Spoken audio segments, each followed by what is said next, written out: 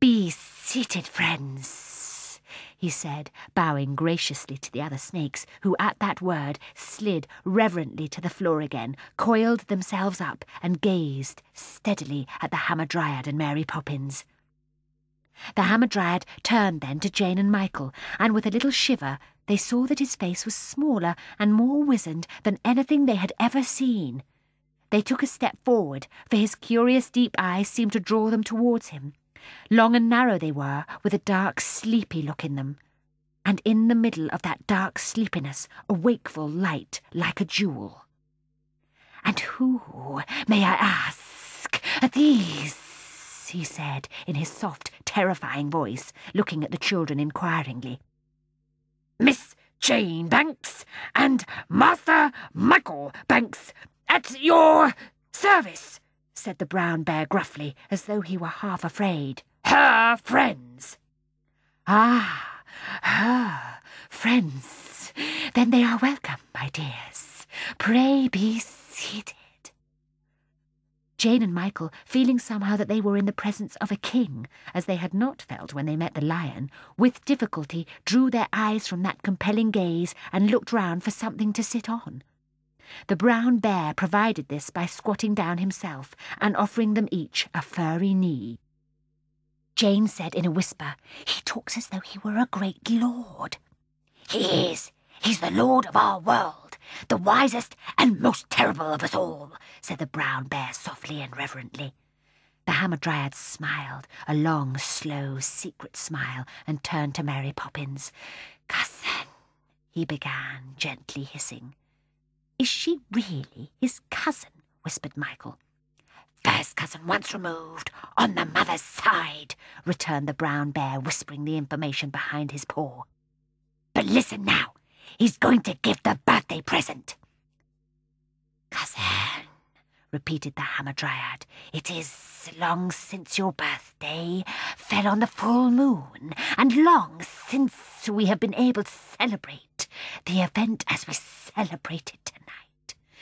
I have therefore had time to give the question of your birthday present some consideration, and I have decided—" He paused, and there was no sound in the snake house but the sound of many creatures all holding their breath, "that I cannot do better than give you one of my own skins."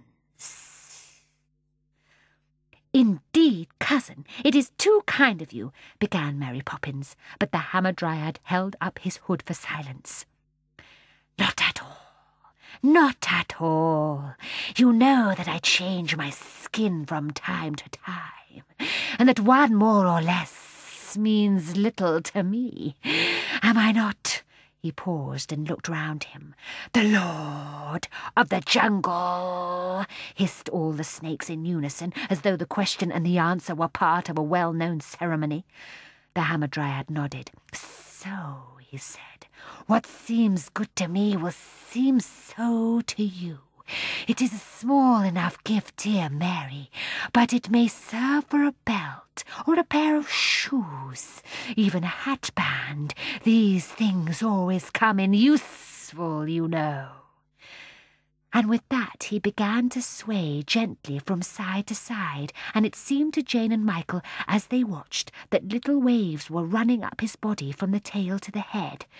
Suddenly he gave a long, twisting, corkscrew leap, and his golden outer skin lay on the floor, and in its place he was wearing a new coat of shining silver. "Wait," said the Hamadryad, as Mary Poppins bent to pick up the skin. "I will write a greeting upon it."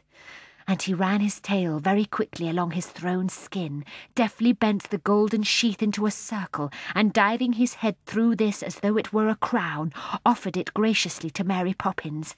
She took it, bowing. "I just can't thank you enough," she began, and paused. She was evidently very pleased, for she kept running the skin backwards and forwards through her fingers and looking at it admiringly. "Don't try," said the Hamadryad. He went on, and spread out his hood as though he were listening with it. "Do I not hear the signal for the grand chain?" Everybody listened. A bell was ringing, and a deep, gruff voice could be heard coming nearer and nearer, crying out, "Grand chain! Grand chain! Everybody to the centre for the grand chain and finale! Come along! Come along! Stand ready for the grand chain!" "I thought so," said the Hamadryad, smiling. "You must be off, my dear. They'll be waiting for you to take your place in the centre. Farewell till your next birthday."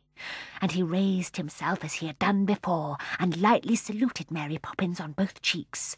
"Hurry away," said the Hamadryad. "I will take care of your young friends." Jane and Michael felt the brown bear moving under them as they stood up. Past their feet they could feel all the snakes slipping and writhing as they hurried from the snake house. Mary Poppins bowed towards the Hamadryad very ceremoniously, and without a backward glance at the children, went running towards the huge green square in the centre of the zoo. "You may leave us," said the Hamadryad to the brown bear, who, after bowing humbly, ran off with his cap in his hand to where all the other animals were congregating round Mary Poppins. "Will you go with me?" said the Hamadryad kindly to Jane and Michael, and without waiting for them to reply, he slid between them, and with a movement of his hood directed them to walk one on either side of him. "It has begun," he said, hissing with pleasure. And from the loud cries that were now coming from the green, the children could guess that he meant the grand chain. As they drew nearer, they could hear the animals singing and shouting, and presently they saw leopards and lions, beavers, camels, bears, cranes, antelopes, and many others, all forming themselves into a ring round Mary Poppins. Then the animals began to move, wildly crying their jungle songs, prancing in and out of the ring, and exchanging hand and wing as they went as dancers do in the grand chain of the Lancers. A little piping voice rose high above the rest.